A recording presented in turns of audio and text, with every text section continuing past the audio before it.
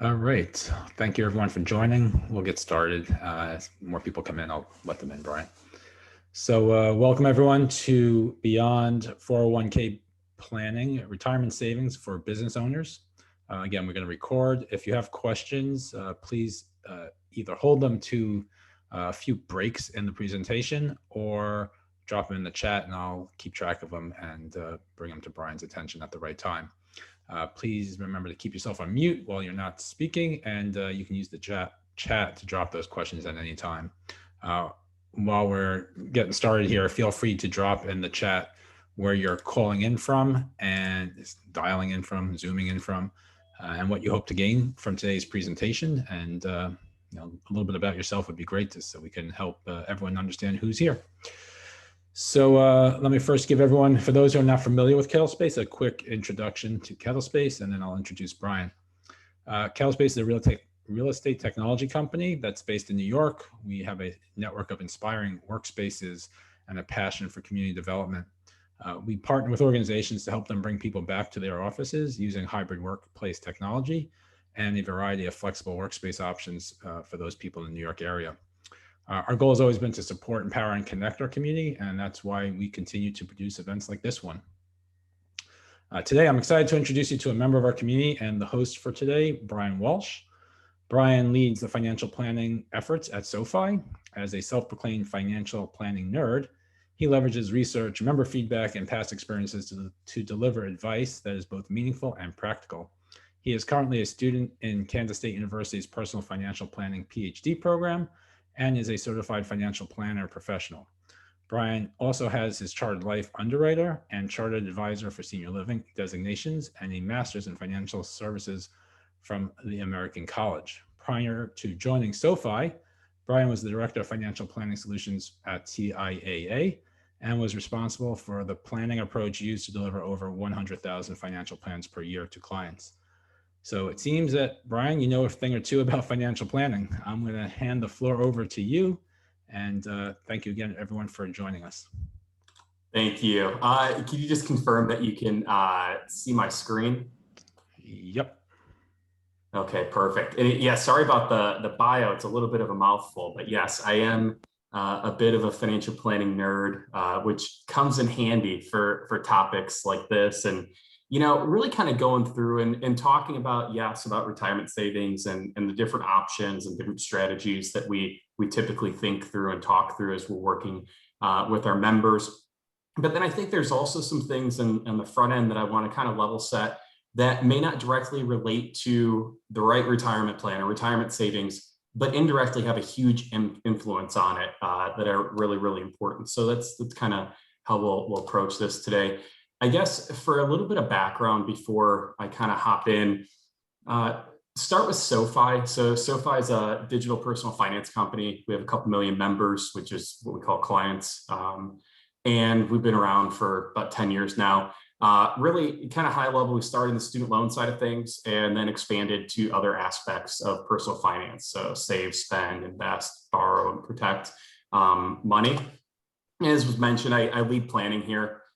Been in the industry for, 13, 14 years now. I don't know, I feel old when I think about it. And, this is kind of, I spent a decent amount of time with retirement planning and retirement plans for a good chunk of my career. And then SoFi, kind of a combination of that, as well as student loan strategies with our clientele. I guess the fun stuff, which I'm glad this is being recorded to make sure that I said this. Listen, at the end of the day, I'm a certified financial planner, but nothing I say is financial advice. Think about it like high-level education, guidance. We offer complimentary access to our financial planning team. So we got a team of great people. So if you do have want to get advice, want to personalized situation, you're like, hey, what should I do based on this? Certainly you can go to sofi.com/sofinancial. And you can schedule an appointment. It's complimentary, but no advice here, just education.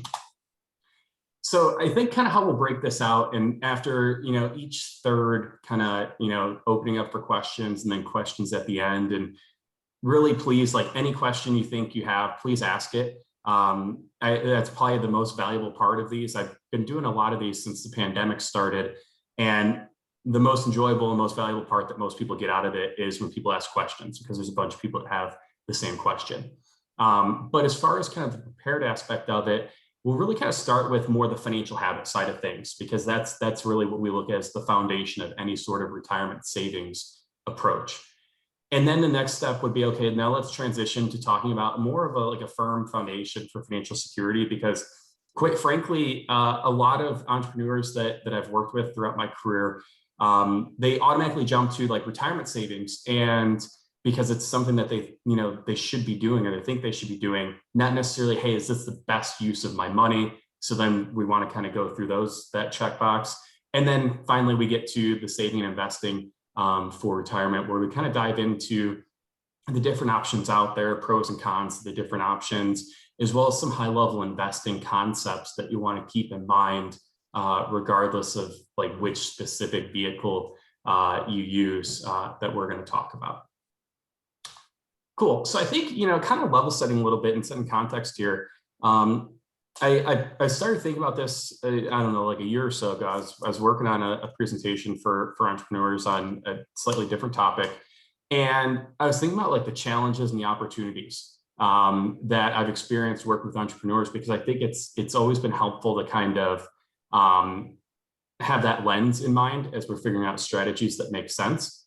And I think, from the challenge side of things, what we've experienced would be, number one, the inconsistent cash flows has been really, really interesting, especially over the course of the last year and a half, more so than at any point in my career, having conversations with entrepreneurs. And we'll touch on some aspects on thinking through the inconsistent cash flows, both on, hey, how do I figure this out from a finance perspective? And then also, thinking about it from, retirement plan perspective. Another challenge that we see a lot too is the mixture of business and personal, both life and more specifically, what I'm thinking about is the financial side of things. And it can create some problems. And then the last one would be, I think, typically a lot of times we work with folks who have a particular interest or skill set where like that's what they focus on. Like I equate that for like me in financial planning. Like I love financial planning, and that's what I focus on. But when you ask me to do something else that's outside of my wheelhouse, like I don't even see it. I don't even pay attention to it. And we see that more so working with entrepreneurs, as well as just time constraints tend to be much busier.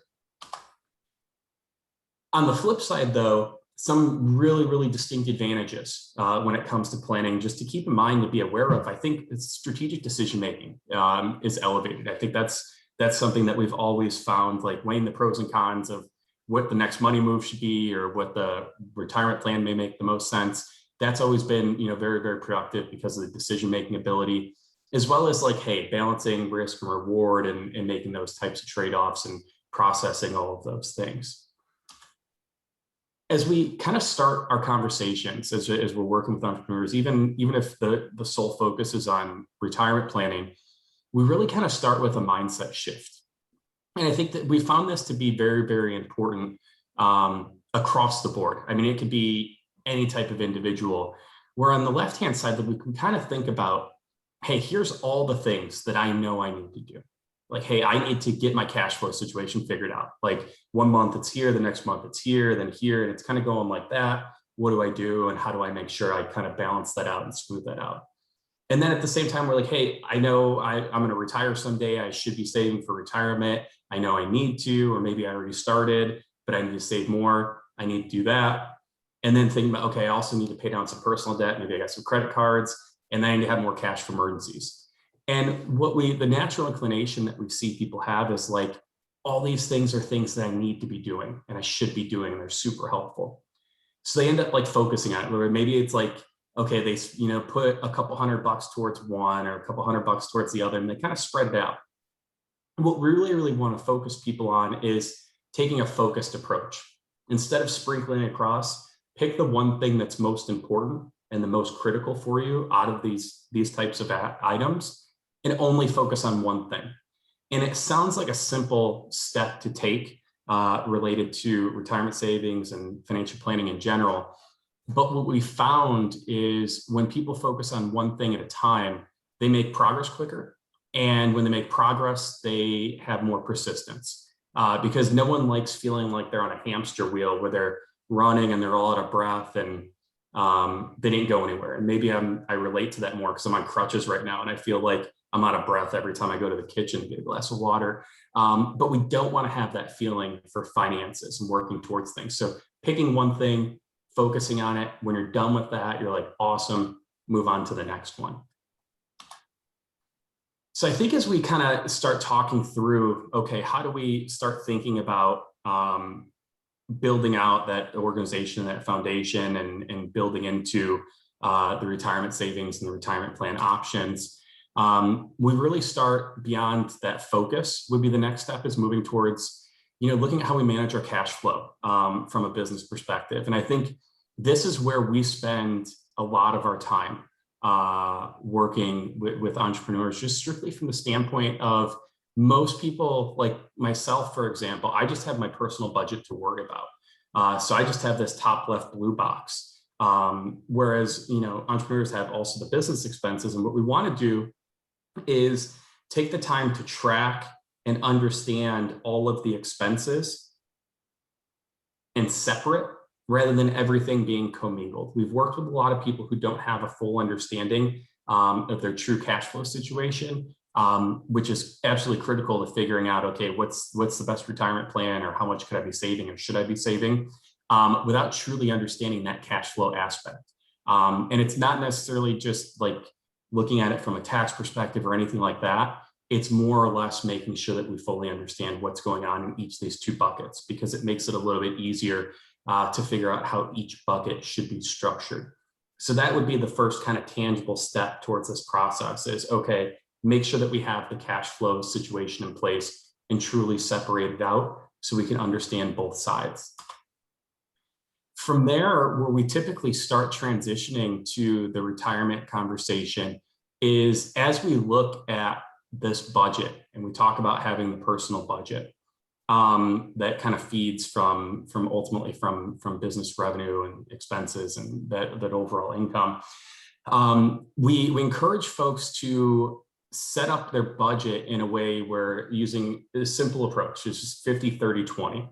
So essentially it's saying, okay, you should be spending 50% of your income on essentials. So think about it as house, transportation, insurance, things like that. 30% on discretionary stuff. So things that you really want to do, but you could do without if you absolutely had to. So think going out to eat, gym memberships, I don't know, subscription services, stuff like that. And then the starting point where we focus on for setting aside for goals is 20%. And as we figure this out and ideally kind of say, okay, here's how we're structuring this. So here's how much we should be setting aside towards our goals. It gives us a good idea of how much we're going to be trying to contribute towards retirement. Now, full transparency here, I think a lot of times it's a process getting to a structure in a budget and getting to that 20%. A lot of times it'll take time for people to get there, and it won't always be this clean. I know in high cost of living areas, like let's say New York or San Francisco, those essential expenses, they're not 50%. When you combine rent or a mortgage payment plus student loan payments, you're looking at like, a lot of times we see like 60, 70%. So it's not always going to be this clean, perfect thing that we see on paper and presentations. What we want to do though is we don't really care about that 50 and the 30, what that mix is. What we truly care about is the 20, and it's the 20% going towards goals. And that could be paying down debt, saving cash, putting towards retirement, whatever it's going to be. So this ends up being kind of one of the earlier steps along the way, because I'll touch on it a little bit when we start diving into the retirement plans. But knowing what the amount's going to be has a big impact on how we want to think about things from setting it up and exploring options related to complexity. The other aspect that comes into play too is really looking at the consistency of cash flows and how successful or how realistic it is to kind of look at that smoothing out of cash flows and that budgeting side of things. Looking at it and saying like, hey, from overall from a business perspective, is it like this? And am I able to smooth it out and make it more consistent and more predictable based on having, higher cash cushion? Or is there going to be a significant amount of volatility? And thinking through what exactly that looks like, because again, not just the amount that we'll be, saving for retirement, but also the types of cash flow and the commitment that you're going to be making month to month or year to year should also have an influence as you're weighing the pros and cons of different retirement saving strategies and different vehicles out there. So really kind of the 50, 30, 20 and looking at the cash flow and trying as hard as possible to smooth that out is really all about kind of taking, getting input variables to figure out how we want to evaluate the options that we're going to dive through. So I guess before we hop into the specific, get into the details and the weeds a little bit on the retirement strategies, I guess any questions so far related to kind of the focus, the general approach, and kind of laying that groundwork that we use? Right, I'll jump in with a quick question, and then if anyone else has one, please let us know, raise your hand or put it in the chat. So you mentioned the focus. Are you differentiating that from like diversification of investments? Yeah, I think, yeah, for sure. Looking at it as two different concepts, because on one side of things, we want someone to focus on one thing and we want them to concentrate and be, laser-like. On the other side of things, we want them to spread it out. So when it comes to figuring out what you should be doing with your money at a high level, like what is the most important thing for me to focus on? We want people to focus on one thing. And that's like the big kind of like macro picture. When it comes to investing, that's where we encourage diversification and spreading it out, because when you're doing that, when you're overly focused, that can either be really good or really bad. We don't really know. So yeah, we shift that a little bit, and that's a good point to call out. Could you just rephrase the 30%? There's a question about what the 30% was for. Yeah, 30% is for discretionary spending. So going out to eat, traveling, honestly, like all the things that we love doing. And if it was our choice, it would be, 100% of our budget, but the things that really kind of bring us enjoyment. Excellent. All right. Cool. So as we start transitioning to focusing, much more intently on the retirement aspect and the retirement details side of things, I think this is where we start to talk about what's the best use of our next dollar. And this is where I always encourage people. Like I always feel kind of weird. Like I bring this up when I'm talking through giving a presentation or talking through investing or retirement savings or college planning. And I always feel like I'm saying, like, don't do what I'm supposed to be talking about. But I think it's pretty important to think about. So we developed a framework at SoFi. And we said, like, we sat in a room and we figured out, like, okay, we want to provide consistent advice to all of our members. What's the best order that people could go in, in a perfect world? And essentially we came out and we said, okay, the first thing that people should have is enough cash to cover 1 month's worth of expenses. The next thing would be maximizing an employer match because it's free money. The next thing would be having insurance in place to make sure if you get sick, you get injured, you die, you and your family's taken care of. Next thing would be, attacking bad debt because it's really, really expensive, like credit cards or personal loans. And then it would be building up a bigger cash cushion to handle bigger emergencies, like 3 to 6 months. And then we get to retirement. So I bring this up here in this context because retirement is absolutely critical. Just based on the state of our retirement system, how long people are living, the stock market, saving is extremely important. But at the same time, if you don't have an emergency fund in place, or if you don't have a proper insurance in place, or if you're carrying bad debt, those may be much better uses of your money and your extra money to go towards those things ahead of saving and investing for retirement. And like we talked about earlier, we take that focus on one thing at a time. So it's not that we won't ever save for retirement. It's just we would focus on, let's say if you have, if you don't have disability insurance, which I see as a really, really big risk for a lot of people, then we would focus on freeing up money in our budget and getting the right disability insurance policy and paying for that policy And then once we do that, then it's like, okay, cool. Let's now focus on retirement because we got that first thing figured out. So it's just more of an order of operations that I want to bring to everyone's attention. Saving for retirement's great. Other things are a little bit more pressing and cause a little bit more risk to personal finances. So I guess this is for where the fun nerdy aspect comes into play, because it's super interesting to me, all the different options that are out there for entrepreneurs to save for retirement. So like earlier we talked about like, okay, there's pros and cons related to how, a lot of entrepreneurs approach their finances. I guess the con that I missed is like, it's more complicated. Like the options are great, but options also are like, oh no, what do I do? So probably the 4 options that we see that are most common as we work with entrepreneurs are a normal traditional or Roth IRA, a solo 401k, a SEP IRA, and a simple IRA.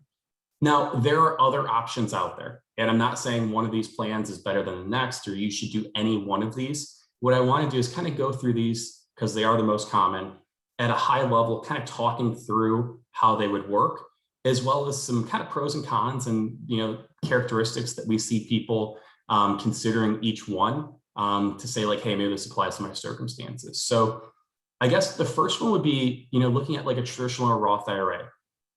And a lot of times entrepreneurs don't even consider this because it's not specific to a business. It's, I have an IRA, my wife has an IRA, like we're not entrepreneurs, but it also allows you to save if you're under 50, $6,000 a year for retirement. If you're over 50, you can save $7,000 a year for retirement. And they're super easy to set up. They don't have really any maintenance from a paperwork perspective or logistics perspective. So it's just easy and simple. So typically what we'll see is for people who are just starting out, or maybe they're just getting, in their business, or maybe they're just getting started out saving for retirement. And they're like, hey, I'm going to contribute a couple $100 a month to retirement. Then sometimes this can be a great starting point because of how easy it is, where you don't have to go through all the hassle of some of the other things we're going to talk about. And it allows you to save for retirement. The downside here is the limits are relatively small. $6,000 if you're under age 50 typically ends up hanging up a lot of people because they want and need to save more than that as they're progressing towards their retirement journey. Kind of next on the list would be a solo 401k. So I guess this is probably the one to think about where almost everyone's familiar and heard of a 401k, like at SoFi, I have a 401k. And this is very, very similar. It's just for sole proprietors. So it's essentially the opportunity to set up a 401k, and it's only available if you don't have any employees, or if your only employee is a spouse. So that's kind of the exception to that rule. So that's why it's solo, meaning one.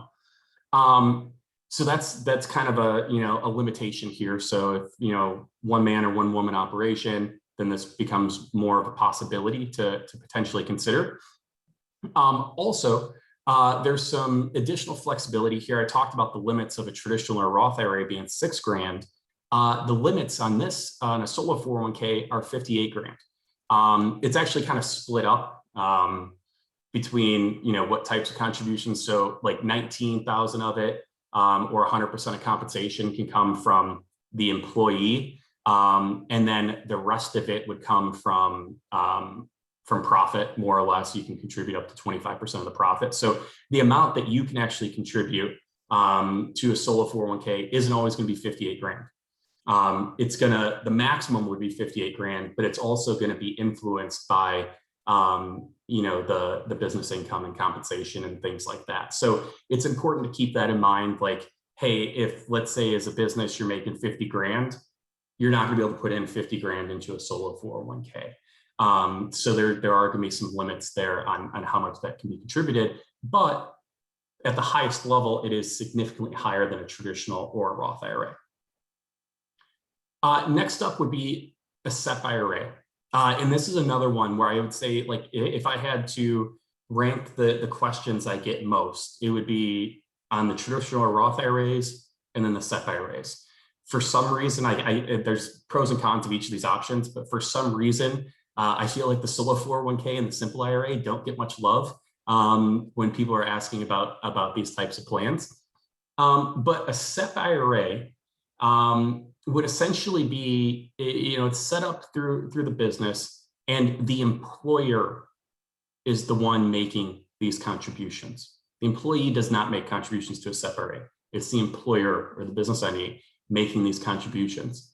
And you can use it for one man, one woman shop, or with a handful of employees. It's just, if you have employees, then if they're eligible, you'd have to contribute an equal amount to them as you did to yourself. So that's a main consideration to think about. Also, these are really cheap and really easy to set up. You can go to almost any online investment company or brokerage company and set it up online. Like it's just a really, really easy process. The max contributions are the lesser of either 25% of the business compensation or 58 grand. So I guess somewhat similar to the solo 401k. So the max you could put in would be 58 grand, but it would be less if your business makes less money. And then finally on this list, we have a simple IRA. Simple IRA would probably be like an operation and how it actually works once it's put into place. Probably looks the most similar to like a 401k that you would see at like a very large employer. I'll use SoFi as an example.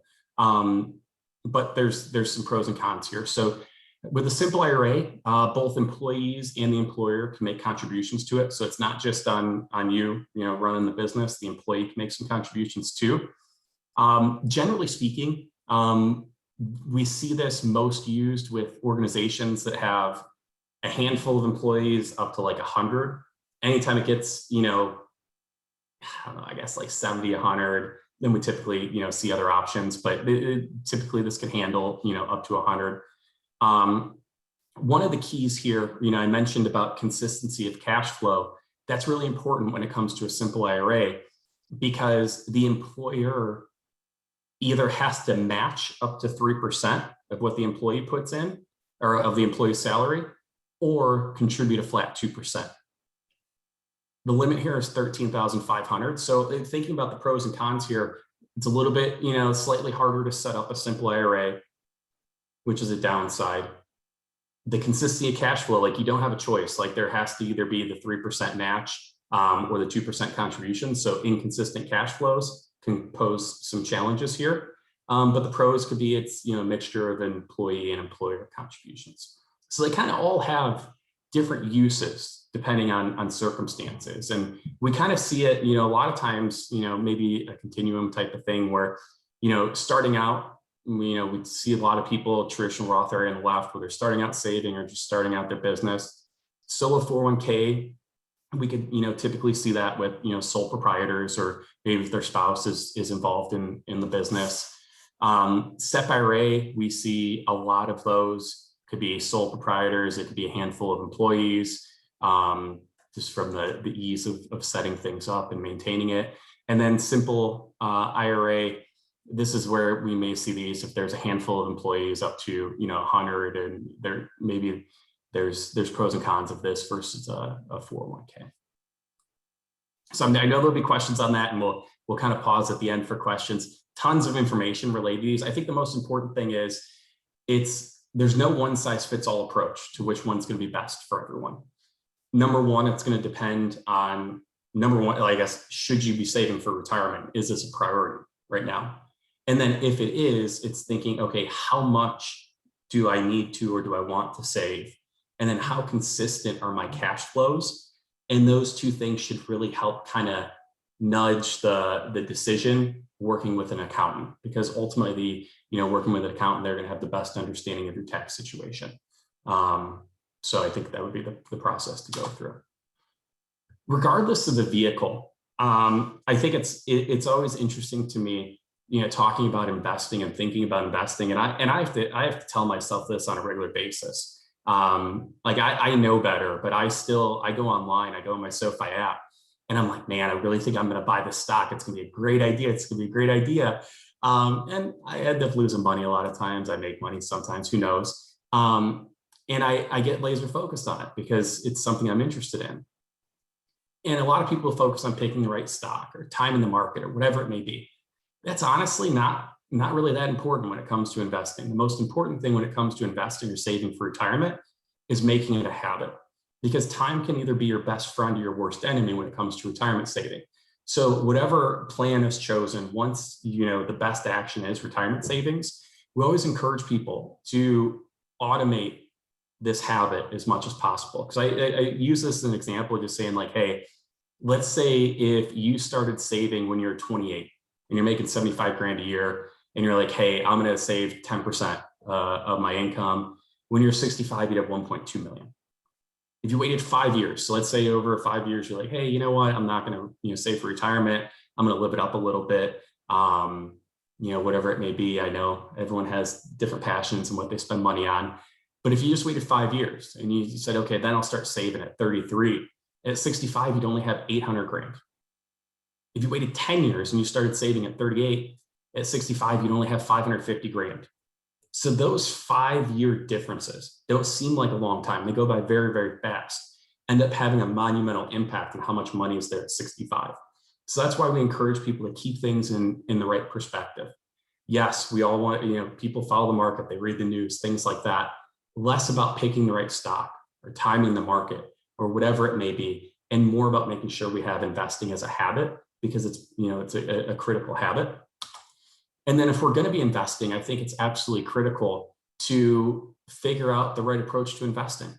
And in our mind, it's all about what you're going to use the money for or what your goals are. Should almost drive all of that and how comfortable you are with risk, but it should drive how your money's invested. So we kind of split up in 3 buckets, and we say, hey, like if you're going to use this money in the next 3 years, do not invest it. Do not put it in the stock market.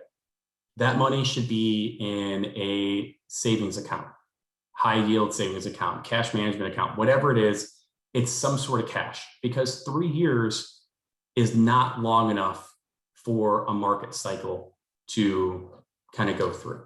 So if you time it wrong, your money could be significantly down. So under 3 years, we say, hey, don't invest it, cash type of account.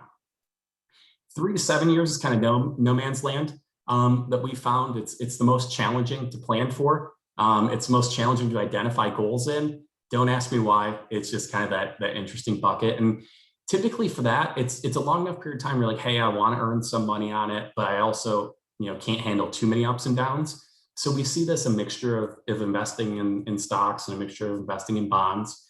And then 7+ years out, that's where we care about the balance, decades from now, not days from now. So we see that mostly stocks with some bonds, and that's typically where we see the retirement plans coming into play. Cool. So kind of like high level, kind of going through, recapping like from start to finish before we dive into questions. I think the key starting point that we kind of go through, and we typically look at this progression. Even when the focus is on retirement savings and retirement plans beyond a 401k, I think it's starting with saying, okay, let's figure out how we can organize and get a handle of the cash flows, because we want to make sure that we have the cash flow situation understood and we have both budgets in place so we can understand not only the amount that we'd be looking to set aside, but then also the consistency of the inflows and the outflows. Then we want to move on and say, okay, we have the budget in place, we have cash flow in place, but what is the best use for our next dollar? Is it going to be adding more cash on hand, paying off debt, saving for retirement? Figure out what it is. It's not always retirement. It's not always paying down debt. It could be, depending on your situation. And then number 3 would be kind of going through, based on the amount and the fluctuations, then it's thinking through like, hey, what type of retirement plan would make the most sense? How do I make this a habit? How should this money be invested based on when I want to use it at a high level? And then you can get to the nitty gritty of, how it's actually invested and things like that. And then finally, I think it's really, really important to leverage trusted expertise. I mentioned the accountant, based on your tax situation, that's critical. Working with a financial planner, working with attorney. I think it's, leveraging expertise when it's available. And a lot of times, if you don't have the time or the interest in kind of learning the ins and outs of this stuff yourself, it becomes especially critical. But even if you do have that, then it's always helpful for a second opinion. So now we'll open up to more questions. So you have a question from Pedro. What are qual accounts? Slide 19. Oh, yeah. Oh man, this is what I earlier said, to swim in your own lane, and mine's financial planning. It's not visual design. So those are qualified accounts. So qualified accounts would just be any sort of tax advantaged retirement account. So it would be like a 401k, or the plans that we talked about today, like traditional IRA, Roth IRA, solo 401k, SEP IRA, simple IRA. They're just qualified accounts. And the reason they're in that bucket is because these accounts, they're a blessing and a curse. They're a blessing because they have tax advantages on how that money grows. Like, let's say you put money, you put pre-tax money in a SEP IRA. As that money grows, you don't pay taxes on it. When you take it out, you're going to pay taxes on it. But there's also restrictions on when you can actually start tapping into these accounts, because they're designed for retirement. That's why the government gives you the tax advantages of the growth. So that's why we put the qualified accounts in that last bucket, because we want to make sure if we're saving in those, they're not for emergencies, they're not for vacations, they're for retirement, because we don't want to experience taxes and penalties by tapping into them early. I have a question. You mentioned, cyclical cash flow. How would you suggest or address an entrepreneur who's got, big months with lots of money coming in and months with very little, as it relates to funding a retirement account where they may or may not know what limits they are eligible to contribute to? Yeah, I think there would be a few different steps to kind of go through in that situation. Number one, it would be about refining the personal budget as much as possible, to have a really, really good understanding of how much money needs to come out of the business to fund your personal lifestyle. Number two, in highly cyclical type of situations, that's where the cash cushion becomes even more critical. So we probably look at, like, maybe it's not 3 to 6 months anymore for, worth of expenses of that personal budget cash on hand to smooth it out. We look at maybe 6 to 12. And then number three, we look at the different types of plans that are available, and which have flexibility for contributions, which don't. Honestly, I think that's why a lot of entrepreneurs that we work with, at least, work with their accountant and they opt into a SEP IRA. Not saying that everyone here should, but basically essentially what a lot of them do is when they file their taxes, they know how much money they made that last year, and then they make that contribution based on an amount when they do their taxes for the prior year. So I think it's kind of a 3-step approach. And that last example, like, it was sort of where my head was. You're making that contribution at the end of the year or right before you file your taxes. Would it be better to make smaller contributions throughout the year and then, sum it up at the end? Yeah, in a perfect world, you would just, you would automate like monthly contributions or stuff like that. But we found that it's pretty challenging with a lot of fluctuations. So it's not always going to be one or the other. So sometimes we'll see people, hey, we put in a monthly amount and that kind of smooths it out completely. Or on the other hand, you have, okay, when I do my taxes, I'm making all my contributions. We do see a middle ground where it's like, hey, I have a bare minimum amount that I have a good idea what's going to be coming in versus what I have coming out that I'm going to contribute to. And that's kind of like a lower tier of what they know they're going to save. And then they kind of cap it off at the end of the year when they do it. So I think there could be a hybrid approach too. Awesome. Anyone else have any questions before we continue on? All right, Brian.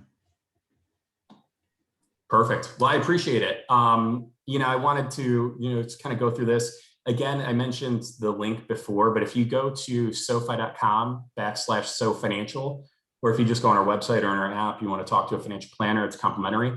You could schedule an appointment and kind of hash things out there. Actually, Brian, we just got another question. Thoughts on robo-advisors such as Wealthfront or Ellevest, and is it smart to use up to two? Yeah, so I guess robo-advisors, in full transparency, SoFi has a robo-advisor. You also have like a self-directed brokerage account with crypto. So I guess I do have a biased interest in robos because we have one. I think robo-advisors have done a lot for the market because they're really easy to use. They have relatively low dollar thresholds to get started investing, and it's super simple, diversified, prudent investments once you select your risk level. So I think that's super valuable. So you could just go online, you could say, hey, here's when I'm going to be using the money. Here's how comfortable I am with risk. Okay, it automatically invests it for you. It diversifies it. You don't have to do the homework, and it kind of puts everything on autopilot. So that's a huge benefit. A lot of times they have really low fees compared to humanly managed investment strategies. So that can save you a lot of money over the long term. Are they for everyone? No. Some people want to the ins and the outs of doing it themselves. Some people want to, work with a human and be able to talk to them every week or, whatever it may be. So they may be more suited that way. How many you work with? I'm always a fan of the simpler, the better. And I think that applies to personal finances, even on like accounts that you have. I will always shop around for a good deal because my wife says I'm cheap. I say I'm fiscally responsible. But there's a limit to that. So I try to make sure that I can simplify my life as much as possible by kind of keeping the accounts at a manageable level and the institutions at a manageable level. Because when it starts getting like, hey, you're working with 10, 12, 15, 20 different places, it's hard to have a grasp of what's actually going on and if they're actually working together and on the same page. So that would be the only downside of working with more than one. Brian, I do have another question that I was thinking about here. And entrepreneurs, tend to take more risk in their careers, right? The nature of the beast, starting a business, running your own business. How would you think about that as it relates to investment risk? Yeah, it's always been interesting because I think I've always seen kind of either one or the other. I've seen a lot of people who take a lot of risk in their own venture. And when it comes to investing, they are some of the most conservative people I've ever worked with. Like they're 30 years old and they're like, I want to be in all cash and bonds. But then I've seen the other side of the spectrum where, they're older, they're like 5 years from retirement and they are the most aggressive. Like they are just like, I want to be 100%, high growth equity. I think it's about, ultimately trying to balance that out. I think it's taking a step back and thinking about when you're going to use the money and how it should be invested, and then making some small tweaks based on your comfort with risk. The other thing too, that I see a lot of entrepreneurs, I guess, make the mistake of doing is over investing in things that they're comfortable with. And what I mean by that is, I'll use myself as an example. I work at SoFi.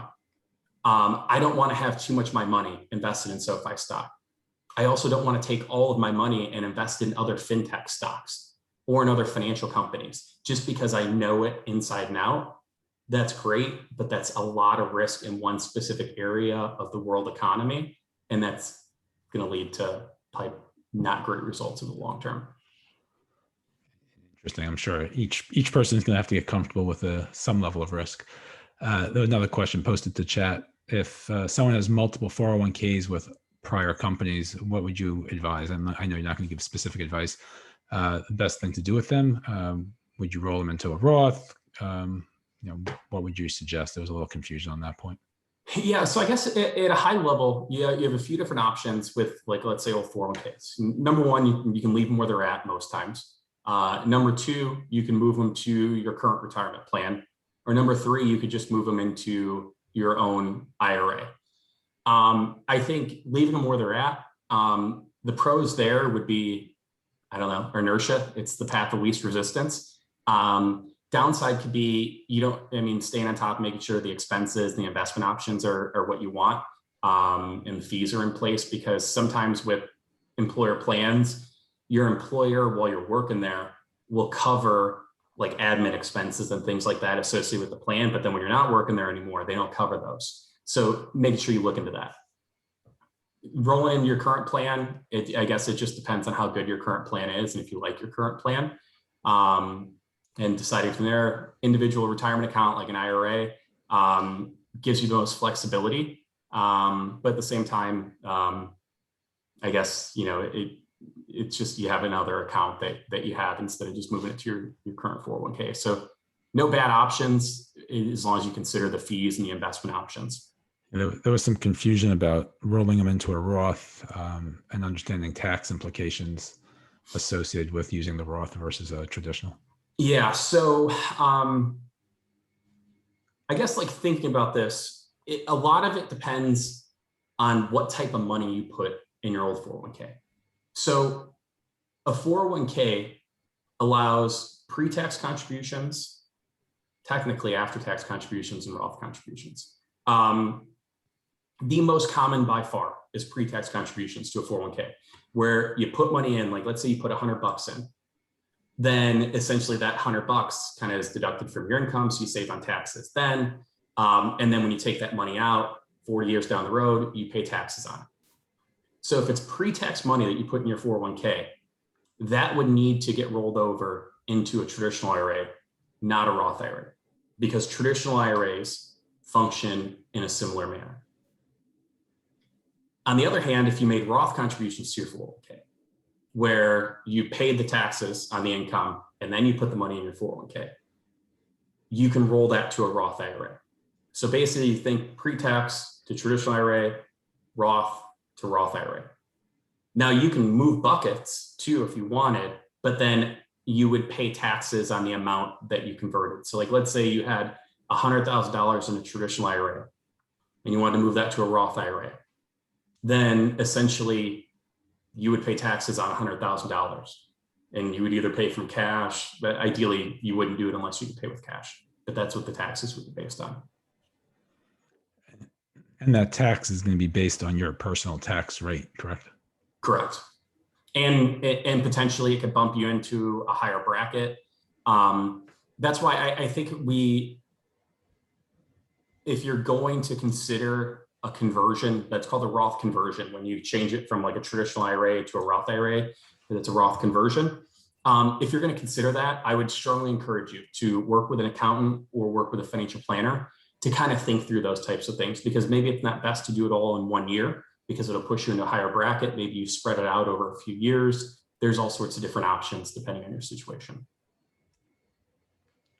Excellent. Brian, appreciate the insight and education, because you didn't give us any advice. Perfect. That was for the regulators who will watch us later. If anyone else has any other questions, now's your chance. So it looks like we're good on the questions. Brian, thank you again. I appreciate everyone joining us today. This was great and informative. We will make the recording available for those who want to watch it again. We have another event coming up at KettleSpace on August 5th. It's a unique event where we'll have a breakfast with a neuroplastician. It's taking place instead of our normal breakfast with a venture capitalist. It's an interesting twist, and it should be a fun event. That's on 8/5. You can find more information on KettleSpace.com. Once again, thank you all for your time. Brian, thank you. Thanks, SoFi. And look forward to seeing you all in our next event.